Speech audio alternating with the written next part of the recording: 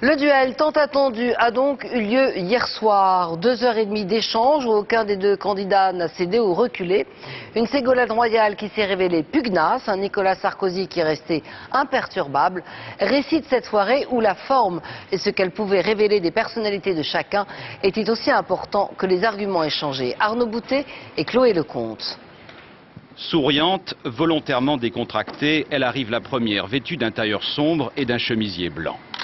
Quelques secondes plus tard, à 20h50 précisément, Nicolas Sarkozy entre sur le plateau.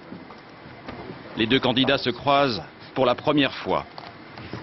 Une poignée de main rapide, puis elle à gauche, lui à droite, le débat peut commencer.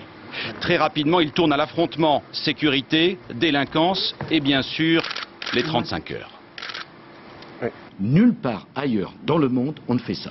Il n'y a pas un pays, pas un seul, madame, socialiste ou pas, qui a retenu la logique du partage du temps de travail, qui est une erreur monumentale. Les 35 heures n'ont pas créé d'emploi, et les 35 heures ont été responsables d'autre chose de plus grave encore, c'est la rigueur salariale qui fait que nos salaires sont trop bas. D'abord, si vous pensez que les 35 heures ont créé autant de dégâts, pourquoi ne les avez-vous pas supprimés? Il tente de garder son calme, elle opte pour l'offensive et l'accuse violemment d'avoir supprimé un dispositif qui facilitait l'accès à l'école des enfants handicapés. Où avec moi, tous les enfants handicapés mentaux étaient accueillis à l'école maternelle dès lors que les parents le demandaient. Alors laissez de côté vos tribunaux, les démarches des parents qui en ont assez déjà de leur souffrance et d'avoir vu leurs enfants ne pas pouvoir être inscrits lors des rentrées scolaires pendant lesquelles vous étiez au gouvernement. Laissez cela de côté, parce que la façon là dont vous venez faire de l'immoralité politique par rapport à une politique qui a été détruite et à laquelle je tenais particulièrement, parce que je sais à quel point cela soulageait les parents de voir leurs enfants accueillis à l'école. Et c'est vous qui avez cassé cette politique-là.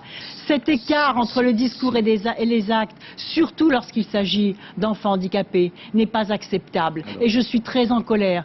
Et les parents et les familles qui vous en... Et les parents... Non, je ne me calmerai pas. Ne montrez pas du doigt avec non, cet index pointé, parce que franchement... Non, je ne me calmerai pas. Non, je ne me calmerai pas. Je ne me calmerai pas. Pour être président de la République, il faut être calme. Non. 2h40 de face à face, d'opposition sur la croissance, sur la dette. Et pour conclure, Ségolène Royal a tenu à s'adresser aux Français face caméra.